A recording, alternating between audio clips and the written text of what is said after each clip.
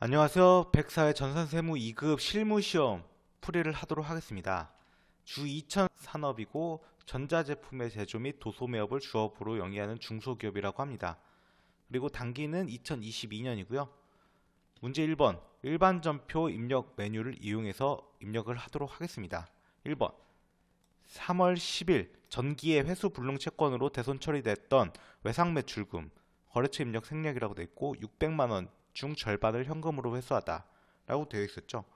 절반을 현금으로 회수했다고 하니까 해보겠습니다. 3월 10일.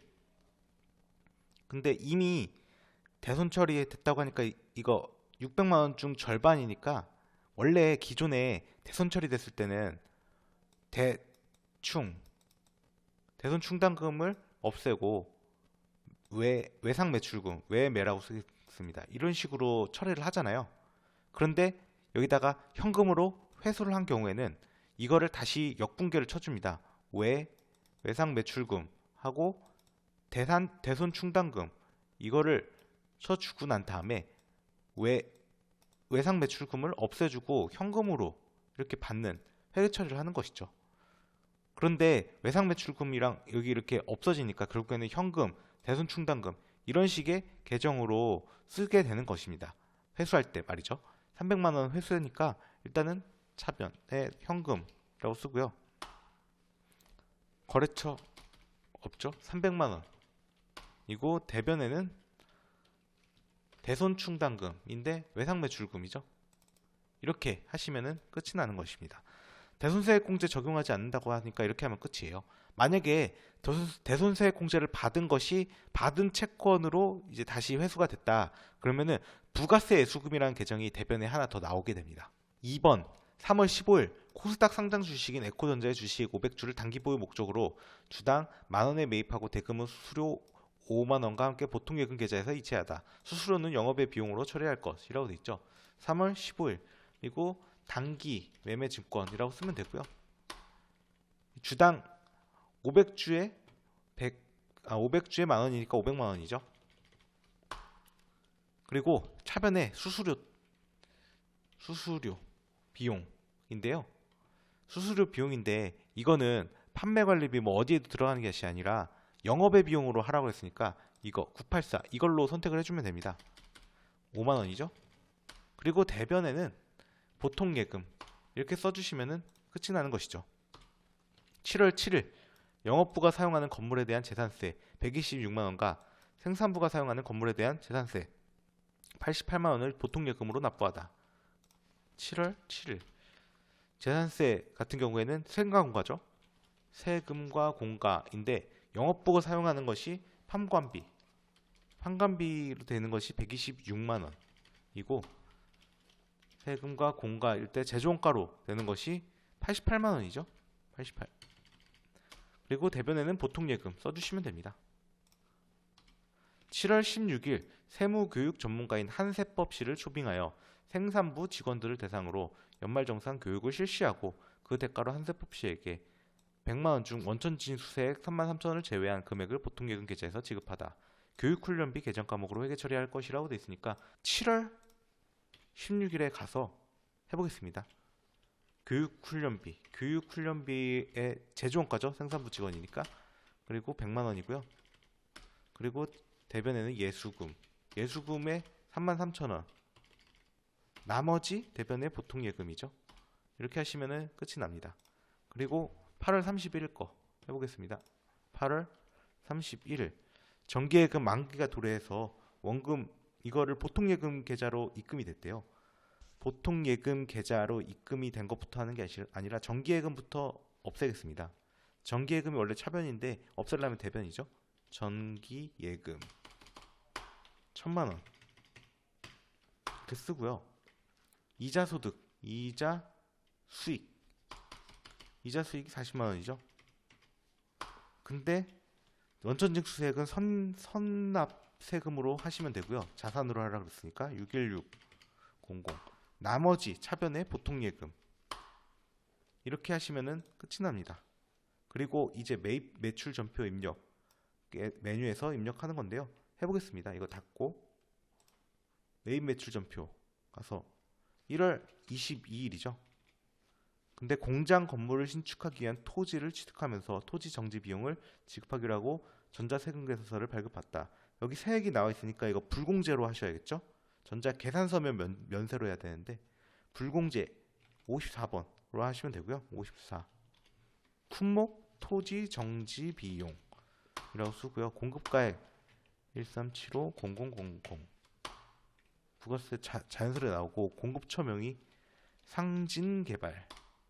전자세금계산서 여. 그리고 불공제 사유에 F2키 눌러서 토지 관련 이거죠. 6번 선택하시고 분계는 제가 혼합으로 하겠습니다. 차변에 원재료가 아니라 토지라고 쓰시면 되고요. 대변에는 이거 다음 달에 지급하기로 하고 그리고 미수금 계정인데 다음 달에 우리가 지급을 하는 거잖아요. 그러니까 미지급금 써주시면 됩니다. 그리고 2번 1월 31일 레고 문구에서 영업부가 사용할 문구류를 현금으로 매입하고 아래의 현금 영수증을 받다. 그러면은 일단은 1월 31일 가서 해보겠습니다. 현금으로 했고 현금 영수증이니까 이제 매입해서 현금 과세 60일 이걸로 하면 되고요. 품명 문구류로 쓸 거고 나머지는 안 써도 됩니다. 공급가액 15만 원이죠? 다시 15만 원 써주겠습니다. 부가세 15,000원. 공급처 명은 레고 문구죠? 레고 문구. 그리고 분계는 이제 제가 혼합으로 하겠습니다. 한번 혼합으로 하고 이게 소모품비로 세계 처리할 것이라고 되어 있으니까 원재료가 아니라 소모품비인데 영업부가 사용할 거죠. 판관비 이렇게 쓰고 대변에는 현금으로 매입했다 그러니까 현금 써주겠습니다. 이렇게 하면 끝이 나고요. 그 다음에 2월 28일 정상적인 구매 확인서에 의하여 안건으로부터 원재료 3천만 원을 매입하고 영세율 전자세금계산서를 발급받았으며 대금은 보통예금으로 지급하다. 2월 28일 가서요. 일단은 매입을 한 건데 매입 중에 영세율이죠. 영세율 전자세금계산서 발급받았으니까 그럼 52번 이거 그냥 원재료로 쓰겠습니다. 수량 안 나와 있으니까 다 생략하고 공급가액 3천만 원이죠. 공급처명은 안건. 이거 전자세금계산서 발급받았다고 하니까 여. 분계는 혼합으로 하겠습니다. 3번. 이거 원재료 맞죠? 차변에. 대변에는 보통예금으로 했다고 하니까 보통예금. 이렇게 쓰면은 끝이 납니다. 그리고 3월 10일 사업자가 아닌 김명진 이 거래처 입력할 것이라고 돼 있고 시에게 제품을 판매하고 판매대금 132만 원 부가세 포함은 보통예금 계좌로 입금되다. 간이 영수증을 발행해야 했다고 합니다. 간이 영수증은 인정이 안 되는 영수증이죠. 일단 3월 10일 가서 해보겠습니다. 인정이 안 되는 거니까 건별 우증비 이거 14로 하면 됩니다. 그 제품이라고 하겠습니다.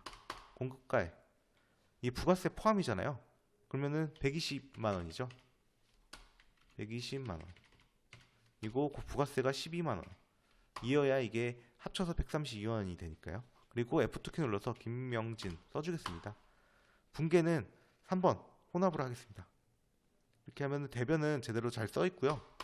차변에 보통예금 이렇게 써주시면 끝이 나는 것이죠. 3월 16일 영업부는 거래처 접대용 근조 화환을 주문하고 다음에 전자계산서를 발급받다. 전자계산서 나왔죠. 면세입니다. 해보겠습니다. 3월 16일 매입이죠. 매입. 근조 화환을 주문한 거니까 면세 계산서 53번. 품목 근조 화환 수량 1 단가 9만 원. 뭐 공급 처명 제1 화원.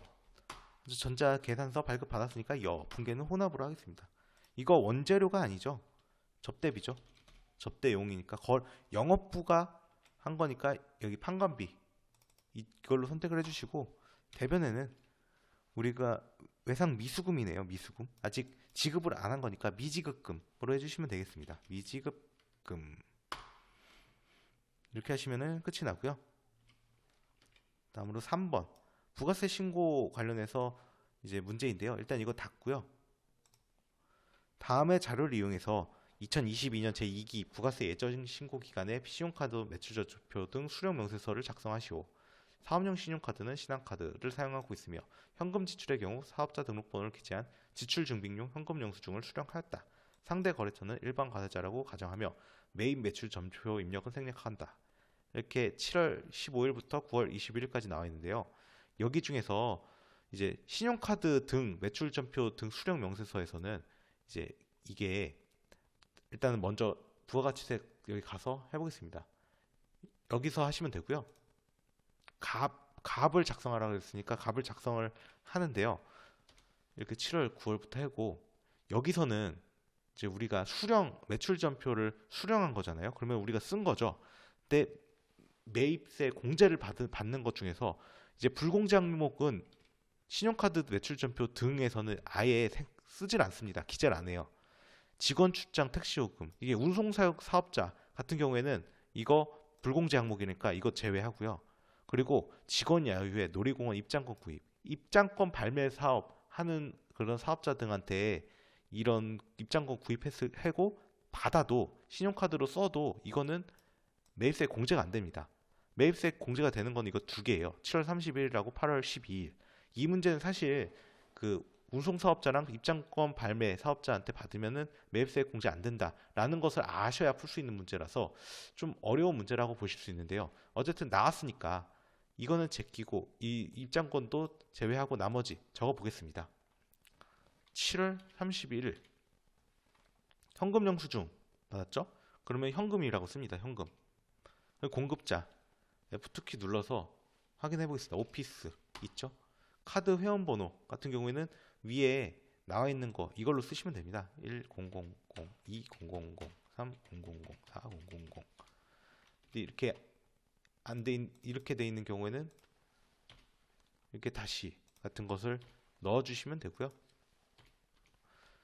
그리고 공급가에 나와 있죠. 15만 원. 세액 자연스럽게 나와 있고요. 두 번째 거 직원용 음료수 구입. 이거는 8월 0812로 하고 사업용 신용카드니까 사업을 하고 쓰셔야 됩니다. 사업으로 선택을 하셔야 돼요. 사업용 신용카드라고 돼 있잖아요. 그냥 신용카드면 신용인데. 그리고 공급자 이거는 이움마트죠. 이움마트. 이렇게 하시고 카드 회원번호 1000, 2000, 3000, 4000 하고 여기도 공급가액 5만 원 나와 있죠. 이렇게 하시면은 완료가 되는 것이죠. 그리고 이 아래 자료만을 이용하여 2022년 1기 확정신고 기간에 부가세 신고서를 직접 입력하여 작성하시오. 과세표준 명세 등 기타 부속 서류 작성을 생략하며 세액공제 받기 위하여 전자신고를 할 예정이다. 전자신고 세액공제 생각을 해두셔야 됩니다. 신고서 가서 일단 4월부터 6월이죠. 4월 1일부터 6월 30일 매출자료 전자세금계산서 발급 과세 매출액 1억 3천 쓰겠습니다. 그리고 신용카드 과세 매출액 330만 원인데 부가세 포함이니까 여기다가는 300만 원 쓰면 되겠죠. 직수출액은 영세율에서 기타에다가 써주시면 되고요. 수출은 세금계산서 발급 항목이 아니죠. 대상이. 그리고 비사업자에 대한 영수증 외 과세 매출액 44만 원 부가세 포함인데요. 이거는 여기 기타 영수증 외 매출분이라고 쓰시면 돼요. 40만 원. 이거 착각하셔가지고 혹시 이거에 대해서 세금계산서 미발급 가산세 1% 이걸 하실 수도 있는데 이 비사업자에 대해서는 정규 영수증 외 그렇게 기타 영수증으로 해도 이게 그 가산세를 물지 않습니다. 비사업자라서. 만약에 사업자에 대해서 정규영수증 외의 과세 매출이라면 하면은 전자세금계산서 발급을 안 했기 때문에 여기 이 40만 원에다가 1% 하셔야 되는데 그게 아니니까 이거는 가산세가 안 들어간다는 것을 이게 알고 계시면 좋을 것 같습니다. 이 부분은. 그리고 2022년 1기 소멸시효가 완성된 매출금. 지금 1기죠. 1기 확정신고니까 대손세액 공제 가능하니까 이 110만 원 부가세 포함이고 대손세액 공제 받기로 하였다라고 하니까 여기 대손세액 가감에다가 마이너스 10만 원 하시면 됩니다. 다이렉트로. 그리고 매입자료. 세금계산서 수치분 매입액. 일반 매입. 공급가액 55만 원, 세액 550만 원인데 접대물품 관련 매입액은 1000만 원 100만 원 이렇게 포함되어 있고 나머지 과세라고 합니다. 이거는 위에서 더하고 밑에서 빼주시면 됩니다. 공제받지 못할 매입세액에서. 일반 매입 해보겠습니다. 5,500 이고 이거는 세액은 550만 원이죠. 그리고 공제받지 못할 매입세 여기다가 써주시면 돼요. 금액 공급 가액은 1,000만 원 그리고 세액은 100만 원 이렇게 해주시고 아까 전자신고 세액 공제한다 그랬죠? 여기 밑에 있으니까 바로 하겠습니다. 만원 해주시면 되죠. 그리고 마지막 거 2022년 1기 예정신고 시 미환급된 세액 80만 원 그거는 예정신고 미환급 세액 여기다가 써주시면 됩니다. 80만 원 이렇게까지 하면은 완료가 되는 것입니다.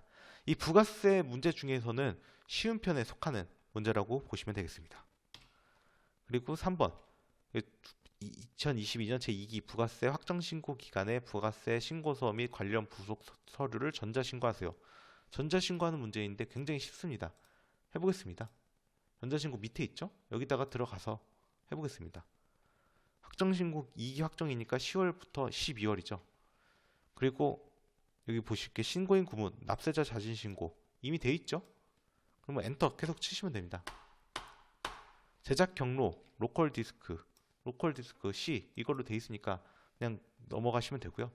제작 눌러가지고 비밀번호 12345678 12345678 나와 있는 대로 해주시면 됩니다. 확인. 바로 여기 위에 홈택스 바로가기 있죠? 이걸로 하는 게 더 빠릅니다. 닫기 하고 찾아보기에서 C 드라이브 바로 돼 있으니까 밑에 가면 여기 이 파일로 해주시고 성직 검증하기 아까 비밀번호 넣은 거 있잖아요. 12345678 확인 되면은 하고 되어 있고 형직 검증 뭐 하나씩 눌러줍니다. 그리고 전자파일 제출하기 해서 확인 닫기 이거 닫아주시면 완료된 거죠. 이 문제는 쉬운 문제입니다. 거의 주는 문제라고 보시면 되겠습니다. 그리고 문제 4번 결산자료 해서 결산 입력하는 건데요. 해보겠습니다. 1년간의 임대료 2022년 10월 1일부터 2023년 9월 30일까지인데 2,400만 원을 일시에 수령하고 전액을 영업의 수익으로 처리하였다. 임대료 기간 배분은 월할 계산하고 회계 처리 시 음수로 입력하지 말 것이라고 돼 있으면 이 영업의 수익 임대료로 했을 거 아니에요. 그러면은 돌려줘야겠죠. 다시 일단 먼저 10월 1일에 어떻게 했는지 보겠습니다. 임대료 한꺼번에 임대료라고 썼죠. 이 904 임대료로 썼네요. 그러면 이걸 돌려줘야겠죠. 임대료를 없애줘야 되니까 여기다 904로 그냥 쓰겠습니다. 이렇게 하고 월할로 하면 지금 9개월치가 남았잖아요. 2,400 곱하기 12분의 9만큼을 해줘야 되는데 이거는 1,800만 원이죠. 그러면 여기다 1,800 이렇게 해주시고요. 임대료를 없애주고 대변에는 먼저 받은 거 선수 수익 이렇게 써주시면은 끝이 나는 것입니다. 그 다음에 2번 단기 대여금 중에서는 단기 중 발생한 LPL사에 대한 외화 대여금 이거 2,400만 원이 포함되어 있다. 기준 환율 1,300원이다. 이거 외화 대여금이 늘었겠죠? 100원만큼 1,200원으로 되어 있으니까 일단은 제 재무제표 가서 보겠습니다. 어떻게 되어 있는지. 대여금이 2,400만 원인데 단기 대여금 이 항목으로 되어 있네요. 단기 대여금 밑에 장기 대여금 6,500이고 하니까 단기 대여금 이거일 가능성이 높고요. 보시면 이렇게 LPL사라고 나와 있잖아요. 더블 클릭해서 봤는데 그러면은 단기 대여금 계정으로 쓰시면 됩니다. 일반 전표 입력 다시 가서 보겠습니다. 일반 전표 잘 보시면 1,200원을 2,400만 원이니까 달러로 먼저 환산을 해야겠죠. 2,400 나누기 1,200 하면은 2만 달러가 되는데요. 그러면 2만 곱하기 1,300 하면 되겠죠. 그러면 2,600만 원이 됩니다. 200만 원이 증가를 한 거죠. 수익 외화 환산 이익으로 잡아주시면 됩니다. 그럼 대여금 단기 대여금이었죠? 아까 대여금인데 거래처 LPL 사고 200만 원 늘었고 대변에는 외화 환산 이익 이렇게 하시면은 끝이 나는 것이죠. 3번 단기 중에 취득하여 기말 현재 보유 중인 유가증권 내역은 다음과 같다. 기말 유가증권 평가는 기업회계 기준에 따라 처리하기로 한다. 단기 매매 목적으로 취득했대요. 단기 매매 목적으로 취득했으니까 단기 매매 증권이겠죠. 취득원가 8,000주인데 3,000원이니까 이게 기존에는 2,400이었는데 주당 공정가치가 바뀌었어요. 2,500원으로. 그러면 500원이 감소를 했겠죠. 감소. 500원만큼. 그러면은 8,000주에서 500원만큼 감소를 하는 것을 평가 손실로 잡아주면 되겠죠. 8,000 곱하기 500. 이 400만 원이 됩니다. 그 단기 매매 금융 자산 평가 손실, 단기 매매 증권 평가 손실. 이게 400만 원. 이거 대변이 단기 매매 증권 이렇게 하시면 되죠. 4번 코로나로 인한 특별 재난 지역에 기부한 제품 1,500만 원에 대한 회계 처리가 누락된 것은 기말 제품 재고 실사 결과 확인되었다. 기부금이죠. 기부금. 일단 차변에 기부금 쓰겠습니다. 기부금 1,500만 원.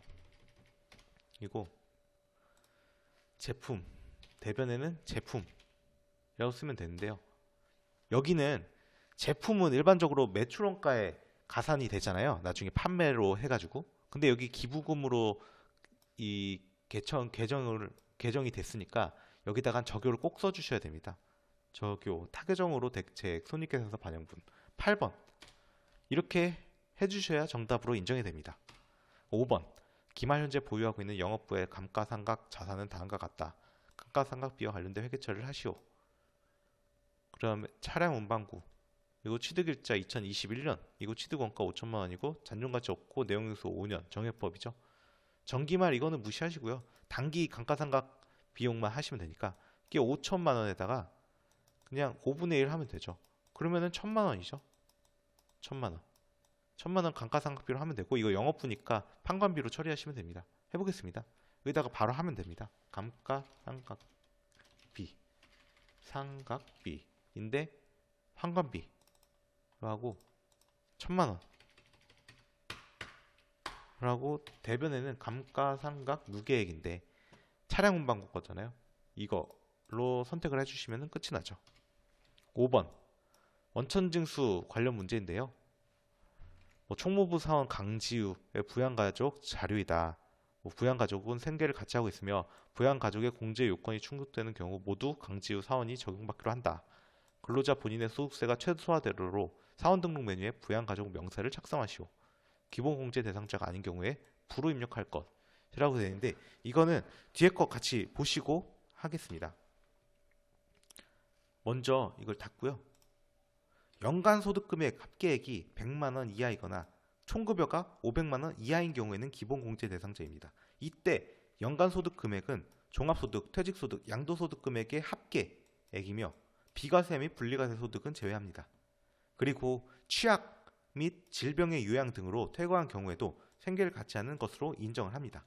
이거를 먼저 알고 가도록 하겠습니다. 그 다음에 원천징수는 여기 있죠. 그 다음에 사원 등록 메뉴에 부양가족 명세를 작성하셔야 하니까 사원 등록 여기서 해보겠습니다. 강지우 밑에 있죠. 두 번째.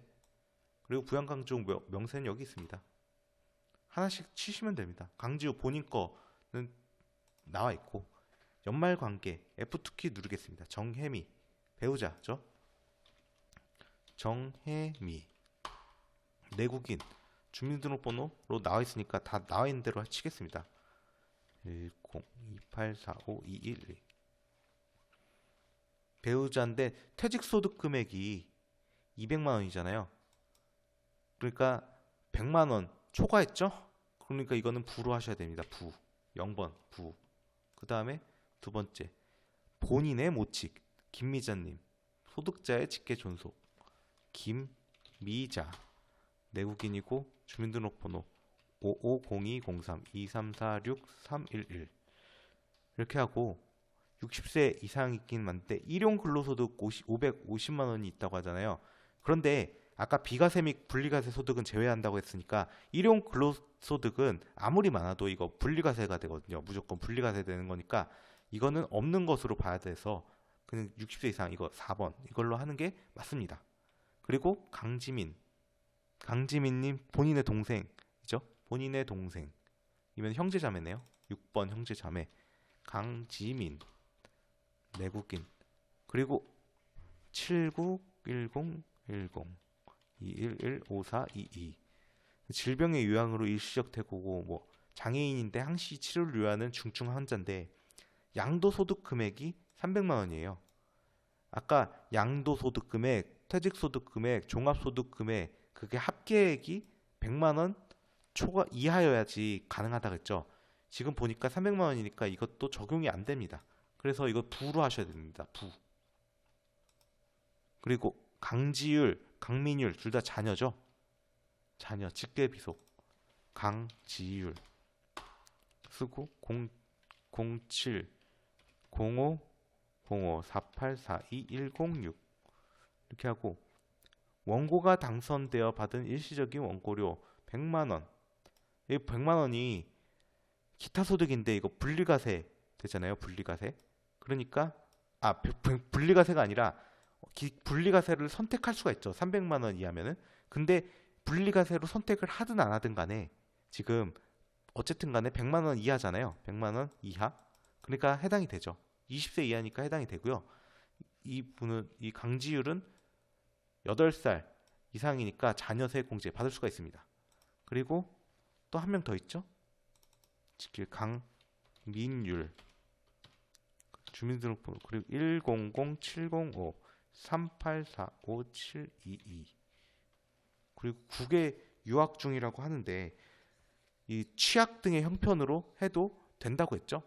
그러니까 20세 이하니까 3번 이걸로 해주시면 되고요. 이 강민율도 8세 이상이니까 자녀세 공제 가능합니다. 이렇게만 하면은 끝이 나는 것이죠. 다음은 영업부사원 한기용님 연말정산 관련 자료이다. 근로자 본인의 소득세 부담이 최소화되도록 연말정산 추가 자료 입력 메뉴에 부양가족 탭을 수정하고 연말정산 입력 탭과 의료비 지급 명세서 탭을 사용할 것. 뭐 입력하시오 이렇게 되어 있죠. 하나씩 해보겠습니다. 이건 닫고요. 그 연말정산 추가 입력 자료 잘 보시면 여기 있어요. 그래서 F2키를 눌러서 한기용님 선택을 해주고요. 하나씩 부양가족 탭을 먼저 수정을 하겠습니다. 부양가족 탭 여기 있죠? 한기용, 김어른, 이슬비, 한기쁨 이렇게 돼 있죠. 부양가족 여기 밑에 있습니다. 본인은 무조건 되는 거고 그리고 한기용 사원이 세대주래요. 국민주택 규모의 1주택 본인 명의로 소유하고 있다. 뭐 이런 식으로 돼 있죠. 그리고 김어른 모친인데 생계를 같이 함. 총급여액 600만 원. 아까 총급여액 500만 원 이하면은 그게 대상자인데 600만 원이기 때문에 부로 돼 있는 거는 맞습니다. 이슬비 배우자 소득 없음인데 부로 돼 있네요. 이거 배우자로 하셔야겠죠. 배우자. 그리고 한기쁨 초등학생인데 소득 없음. 20세 이하니까 이거는 3번으로 해주시고 자녀세 공제 받을 수 있습니다. 8살 이상이잖아요.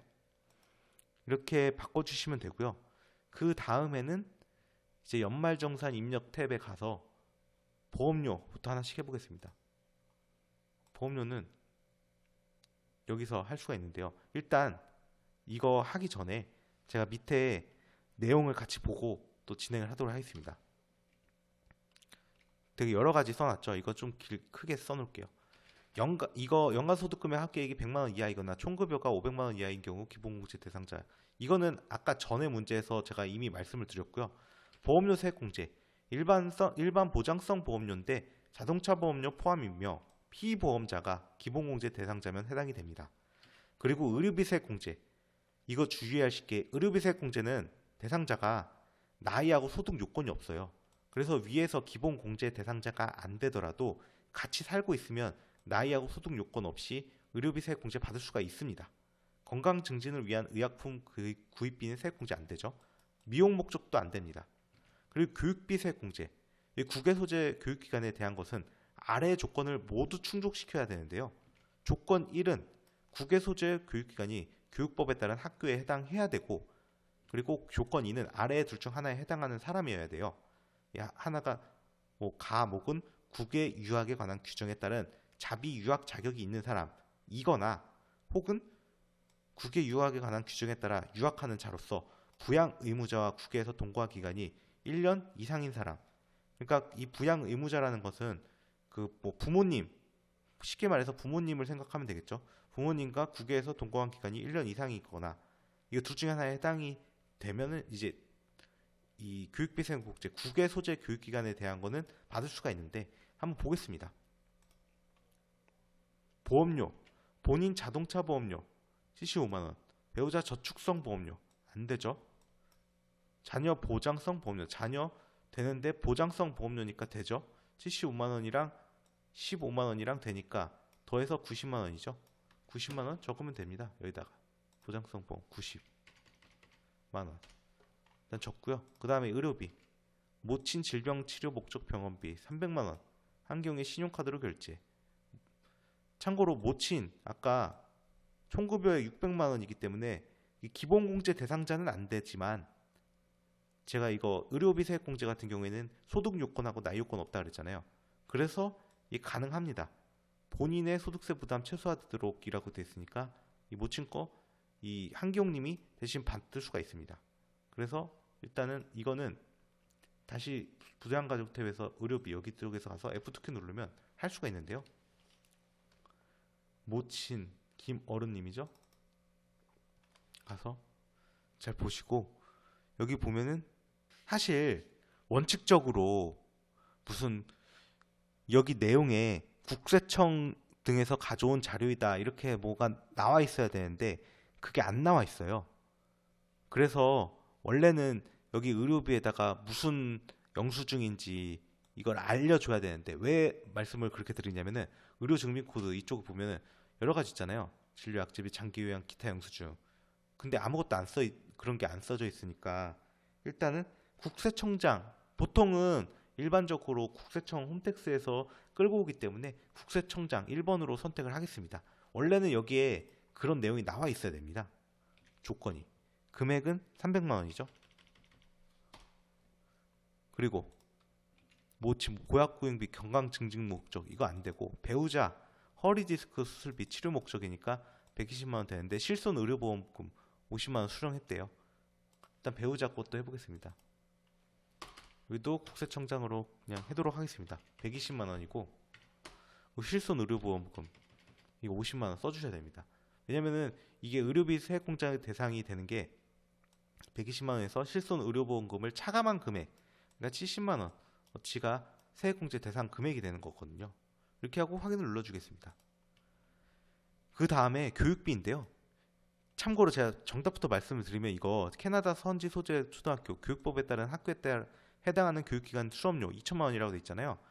이거 그 공식 자료에는 뭐 모두 정답 처리 뭐 이런 식으로 돼 있는데 그러니까 제가 원칙을 말씀을 드리겠습니다. 이게 이 자녀가 지금 보면은 한기쁨 이 초등학생 이 자녀잖아요.